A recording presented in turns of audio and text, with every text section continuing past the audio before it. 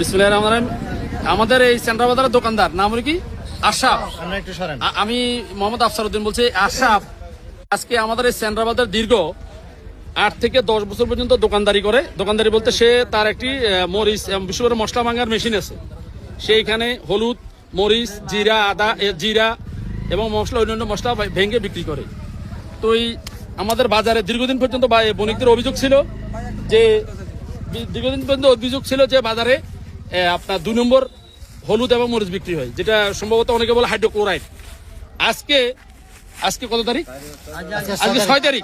আজকে 6 তারিখ আমরা সরাসরি আশরাফকে তার মেলের ভিতরে 6 বস্তা হাইড্রোক্লোরাইড সহ, যে হাইড্রোক্লোরাইড হোক বা কেমিক্যাল হোক বা রাবিশ হোক, তাদের বাসায় এটা রাবিশ, এই 4 বস্তা রাবিশ সহ সে ধরা পড়ে।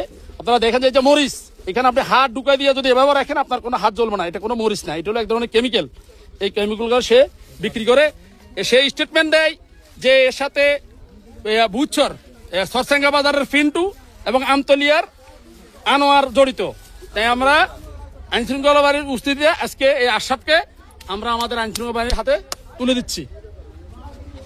আমি প্রশাসন এবং আমাদের যারা বাজারে বণিক বিভিন্ন সভাপতি আছে তাদের দৃষ্টি আকর্ষণ করে বলছি, আপনারা এই বিষয়টা অবশ্য নজর দিয়ে দেখবেন। এই ধরনের মতো কালফিট একজন সন্ত্রাসী একজন মানুষকে গুলি করে হত্যা করে, কিন্তু এরা শত শত হাজার হাজার লক্ষ লক্ষ মানুষকে এই আশরাফের মতো লোক আপনার এই ধরনের মিক্সার খাওয়াইয়া হত্যা করে। তাই সবার প্রতি অনুরোধ হলো আপনারা আপনাদের বাজারে যে সমস্ত মেশিন আছে, যে সমস্ত ফ্যাক্টরিগুলো আছে, এগুলো ভালোভাবে চেক করবেন। এটা কি আসলে হলুদ বেছে না হাইড্রোক্লোরাইড জাতীয় জিনিস বসতে পারে। সবাইকে ধন্যবাদ, ভালো থাকবেন। আসসালামু আলাইকুম।